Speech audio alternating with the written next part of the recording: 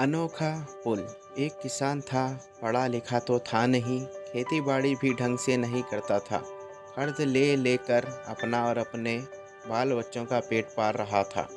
जब कर्ज सर से ऊंचा हो गया और खर्च खवाहों ने तंग करना शुरू कर दिया, तो गांव छोड़कर परदेश सुधारा।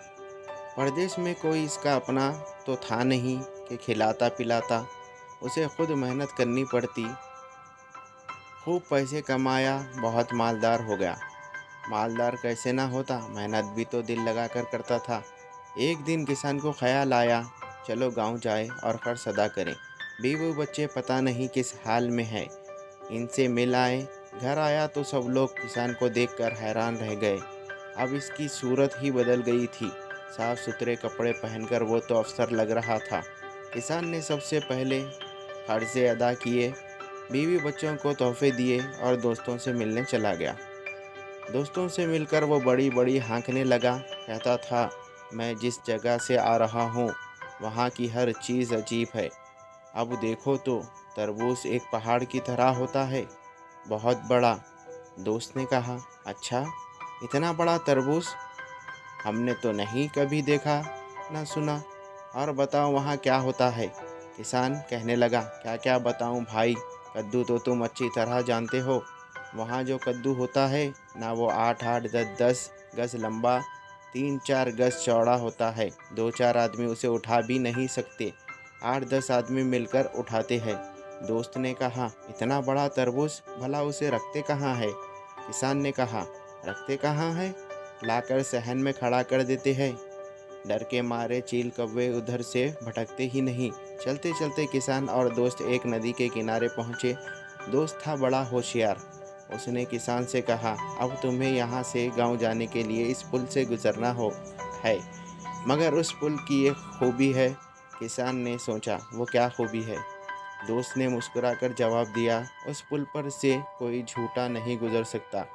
आधी दूर पहुंचा कि ठोकर खाता और धड़म से पानी में, लेकिन जो सच बोलता है वो बड़े आराम से दूसरे किनारे पहुंच जाता है।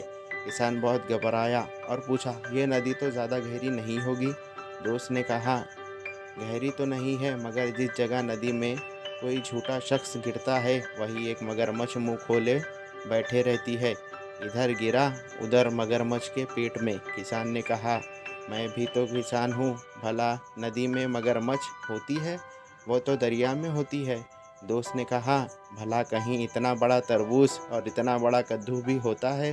किसान ने कहा, हाँ भाई, शायद मेरा अंदाज़ा गलत है।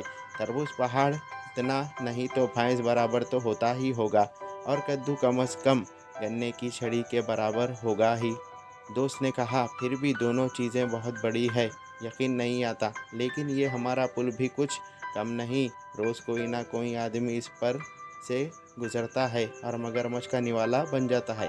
किसान ने कहा, देखो ना भाई, भैंस के बच्चे बराबर तो तरबूज ज़रूर होगा, और कद्दू सुनो, गन्ने की छड़ी 3-4 हाथ से ज़्यादा लंबी नहीं होती, बस कद्दू भी 3-4 हाथ होगा।